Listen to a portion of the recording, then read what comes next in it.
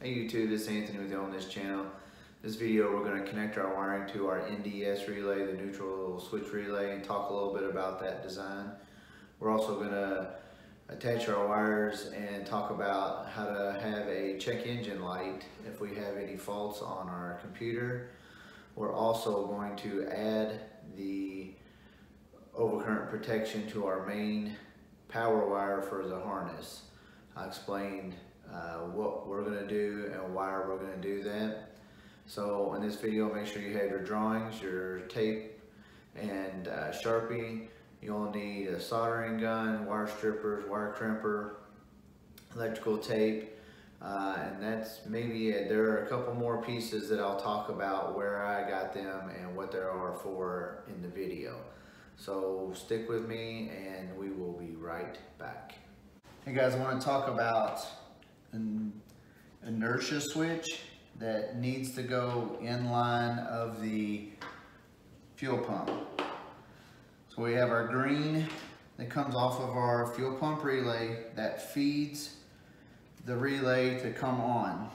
So what you need to do is put an inertia switch. There's aftermarket ones. You can buy the Ford one. It's actually one of the most reliable and economical ones at part stores. But you want to make sure one wire goes in the inertia switch from here into the switch. The other wire coming out goes to your fuel pump.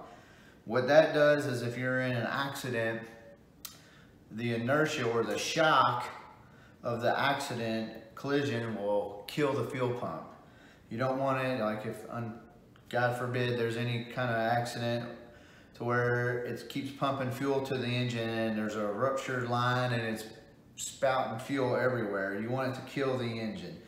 So you need to put that in line of the fuel pump. Again, that was our green wire coming off our fuel pump relay. We had the blue went to two green wires. One goes back up to the computer. The other one went out. We want to put that in line. You can put that in this section. You can put it next to the fuel pump. Historically, they've been in the back of the cars because typically accident, you get rear-ended. That was where design-wise they put them. I've seen them under the kick panel on the middle of the car, the passenger side, so that's an option for you too. You just want to make sure that you put one in your circuit.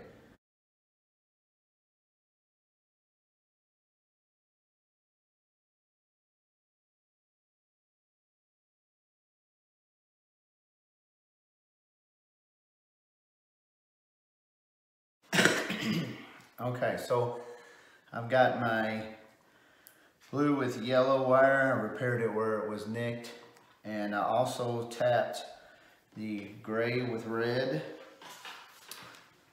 You can see it right here. It's right here. I used a black with a green. Again, you can use any color you want. I'm just gonna follow my harness down here and kind of get it in place a little bit better, so it'll be easier. I'm gonna go ahead and label these on this end also. So make sure you have your tape and marker.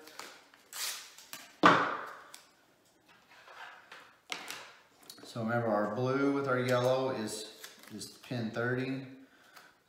So I'm gonna go ahead and take this and mark pin 30 on it. And the other one was 46, pin 46.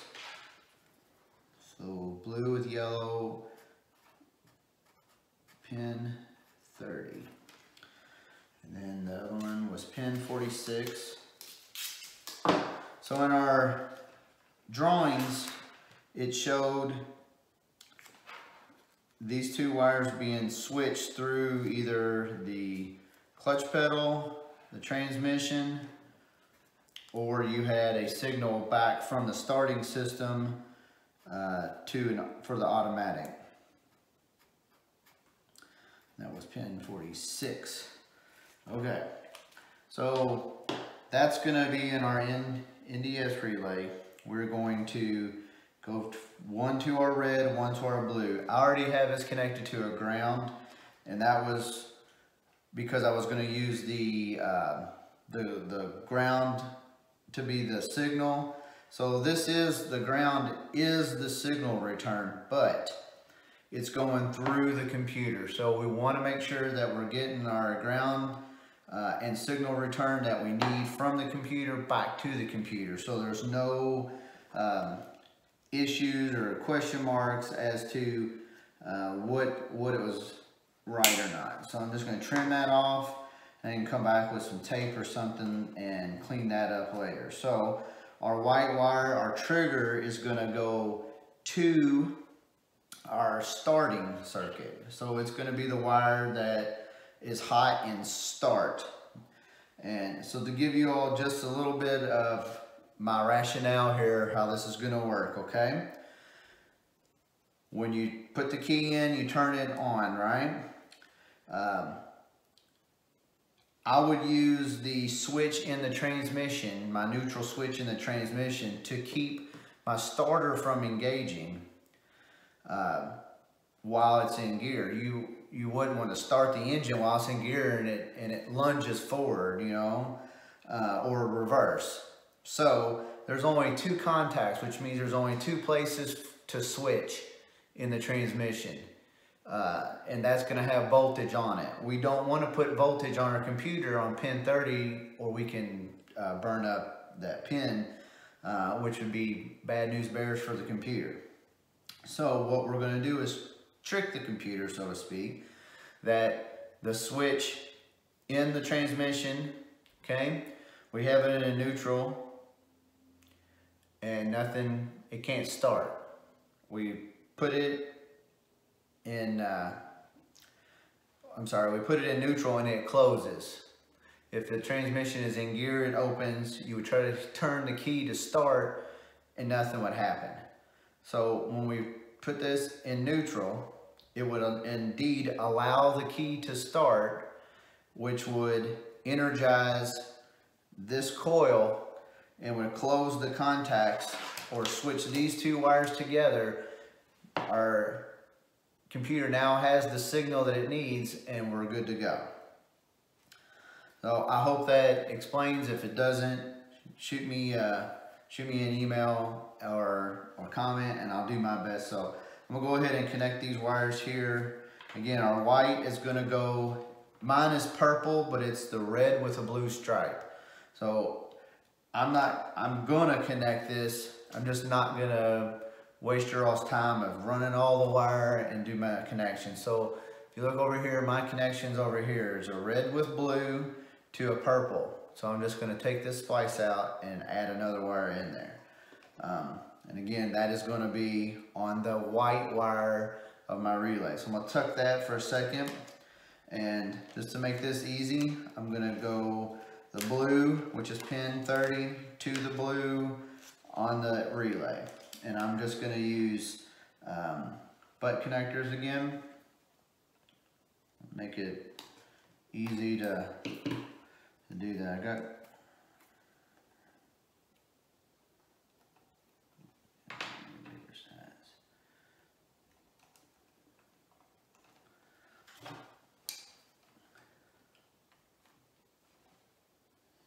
if you wanted to solder these, you could. I'm just choosing in here because it's a pretty simple deal. Just to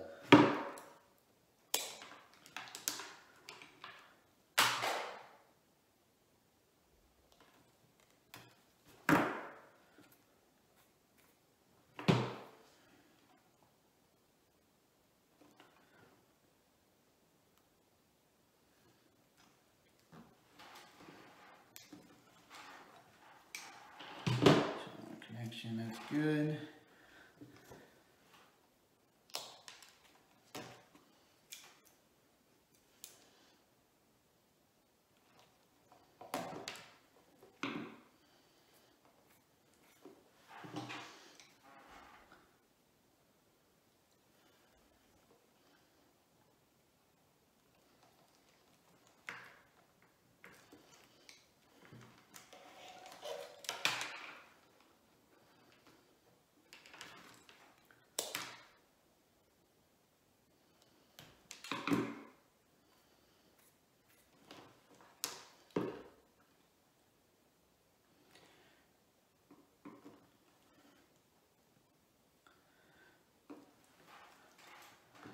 this does not have to be in your circuit. If you have your original transmission harness, you can do this without it, and you use the start for something else, the starting switch for something else. The issue I have is being able to start the engine in my project with it in gear, and I don't want that to happen. If there was two sets, sometimes on a clutch pedal you may have two. One of these is technically a ground. The other one on the switch is going to be voltage. We don't want voltage and ground on one switch together. It's a bad short. But if it was two, you could put the grounds on one and the voltage on the other one, and when the switch was made, it would do both. Unfortunately, for the T5, the M50D, which is in the F-150, I believe a C4 and a AOD, they all only have one contact for their neutral switch. So this kind of helps us out with that. Okay, so we've got that section that's ready to go. I'm going to run my wire up here. I'm going to do that in a minute. We all know that we need to connect our white to our red with blue and purple. All right. I want to talk about, this is going to be on the test, the data link, and it was on the test plug, and it's pink with a green stripe. This is down here, this is your check engine light, one of the wires on the check engine light. So it has to be connected for your data link to work. These two wires, if you choose not to do a check engine light, just connect these two wires together and be done with it. Obviously it makes it difficult if you want to look at what's going on or need to know, hey, I've got a fault on my on the engine, on the computer. So what I've done is I went and bought, it's just a generic light socket. It's made where you could drill a hole and snap this in place. I'm just going to show you pretty quick. I mean, it's nothing fancy at all. It's just a 12-volt socket I got at the parts store. It's like $3, $2.99 or something. All right, so one end goes right here. The other end goes to your hot and run. So I'm just going to make this connection, one connection here. And I'm going to make this pigtail long enough that it can go to where my key switch is and kick my power up there. I want this close to my dash anyways. These are maybe under the dash on the passenger side. I want to keep this close to where I would be at on the driver's side. So even if it's under the dash, I could quickly see, hey, that light's on. Why is that light on? That's not part of my lights, interior lights or anything. And then go, oh yeah, it's my check engine light. I gotta check that out. So again, I used a color that I already had, and it's really close. It is pink with a red stripe. Again, it was one of the old wires. It's the same size. It's everything that we need. Same insulation, same size. And again, just gonna butt splice this in. No real fancy deal here. And this other side of this is going to run up to where my dash is going to be, and I'll label the light. I'll go ahead and put it in the light and then label the other side of the light hot and run, and I'll know when I connect that to my switch that I need to have that hot and run. Make that work. So got that. Go ahead and follow that here, and I am going to go ahead and do my butt splice now. I can always check it or change it later if it's too short or too long. We can change that, but I want to be able to make sure that when we go to start our engine that I have this in.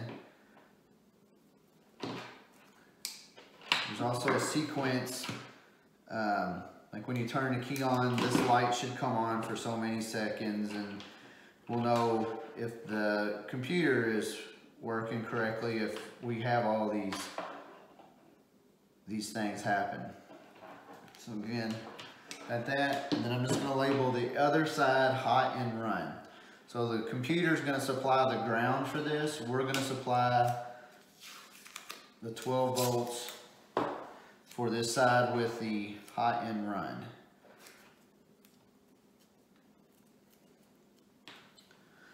Marker here. All right.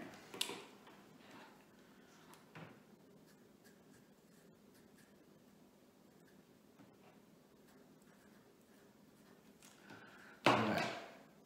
Now we can get back to going ahead and finishing our relay. So we need another wire, and it needs to be 16 gauge to tie this in.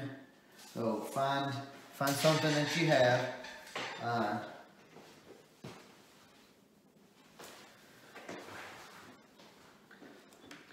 I'm going to use this red, and again I'm going to down here in this area label that hot and start, so I won't lose myself on that one. So I'm gonna pause this, go ahead and make my connections and get it up here and make my connection up here. Okay, so I've run that up and I've tied my red in with my purple and red with the blue stripe. Follow that back down into my harness, and I'm going to connect it with my trigger, my white,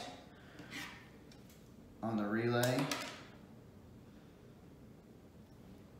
And again, this is just going to be a butt splice here. I got a little excess wire I want to cut off here.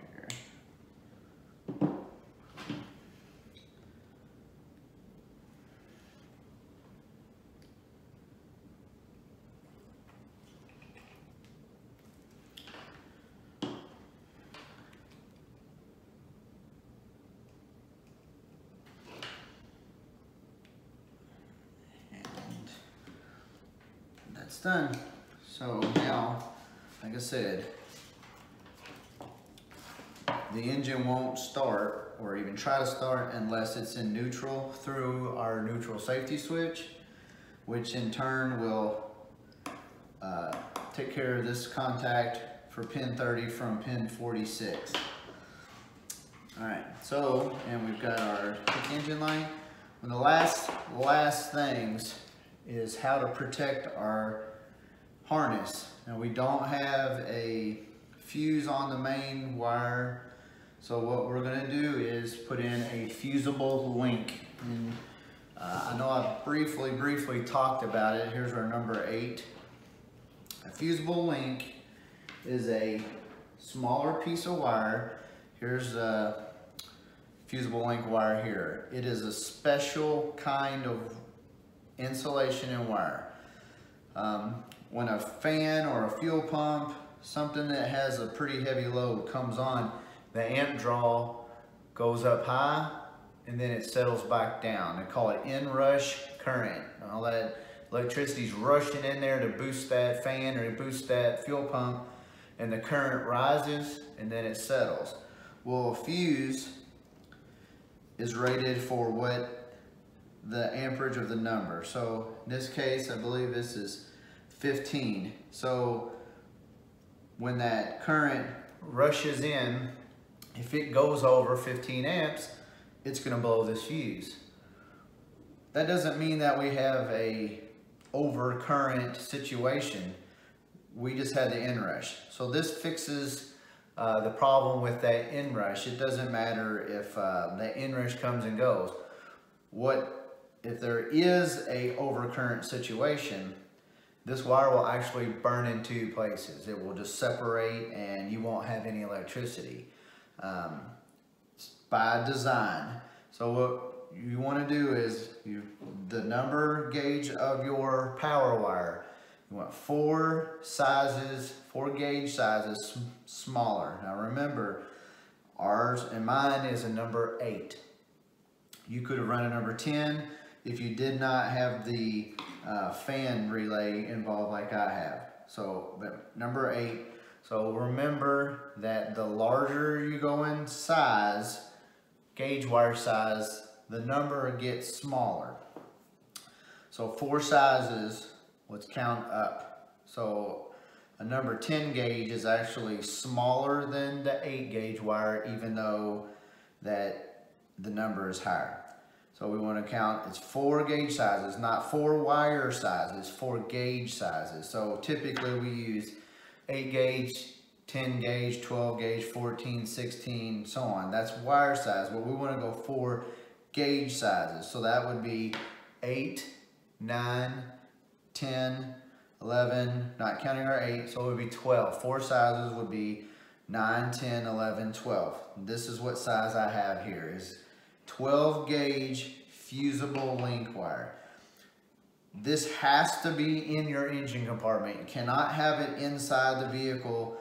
For the biggest reason is this insulation is toxic. When this thing overheats and burns, it's going to release a toxic gas. We don't want it anywhere near us. So we always keep it in the engine compartment.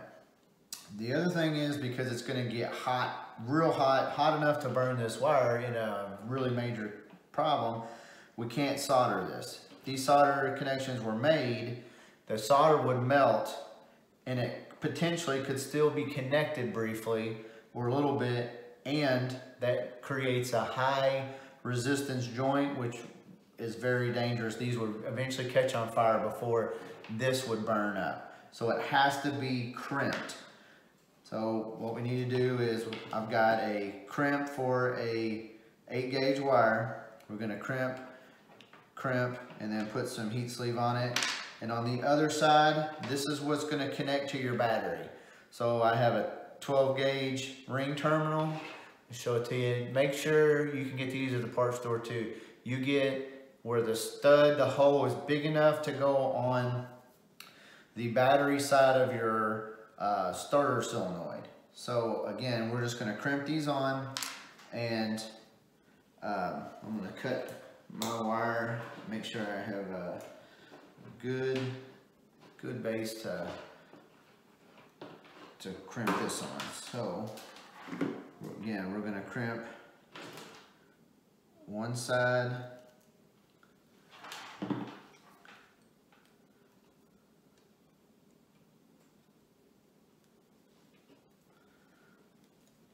and then we're going to this is a tough crimp too. This wire is pretty large for the 8 gauge. So again, put our sleeve on. This, you want at least 6 inches of fusible length. So I'm just gonna guesstimate, that's pretty decent. Cut that. You don't want to use this whole big long thing. We don't need that. We just need about 6 inches. Again, it's 12 gauge, so strip it. You don't need humongous strip, just ½ inch or so. And I'm gonna crimp this on and put the other side is gonna be our ring terminal. And again, the ring terminal will connect to our battery positive on the, you want it on the battery side of the starter solenoid. So get that there. And I just realized that I forgot my heat shrink tubing for this. So I'm gonna have to cut this off, and I'm gonna put, you don't have to, just gonna give it a little bit finished look, but I had a piece cut. Try not to mess up like me. I will put that on before we're done, but now let's heat these down. So we'll heat that down, and I'll put another little piece on the end. and this will go on our battery. We'll put a ring terminal on our ground, and then that will be ready for when our engine's ready. I'm still gathering parts to get my engine complete, so bear with me, guys, and I hope you guys are successful on this. The VSS positive and negative, these are going to go on your transmission if you're running a modern transmission that has the speed sensor built into it. AOD, a T5, a Tremec is going to have that. So what it needs this for is, it doesn't care about the speed of the vehicle. The computer doesn't control that. But if you're going down and you put the engine in, put the transmission in neutral, it wants to make sure that it can keep the idle high enough to where it doesn't stall. I don't know if you're going to have drivability issues if you don't connect it. So do your best. I left this on this side, not the transmission side, because my plan is to run it underneath my carpet right at the transmission, to where I have a plug that's not underneath the car around the heat, the salt, or wet, dirt. I wanted to keep that inside a clean environment if I could. The least amount of connections that I could away from there, I thought better. So now I'm gonna get this up, button that up, and we are done. Test-wise, we've already tested the main part of the harness. This is not gonna change adding this one relay, because we already know that that was fine. That's not gonna change our testing. I'm not gonna bundle all this up until it's ready to go in my truck, and my biggest reason is I might want to mount these a little bit nicer, bundle this up nicer. If I need to cool up or make wires shorter, longer, I have that ability. Same with the engine side. Until I know exactly how all this is going to sit in the engine, I'm not really worried about making it look pretty and bundling it up right yet. So leave a comment, subscribe if this is one of your first, or you're just getting into the series, and we'll see you later.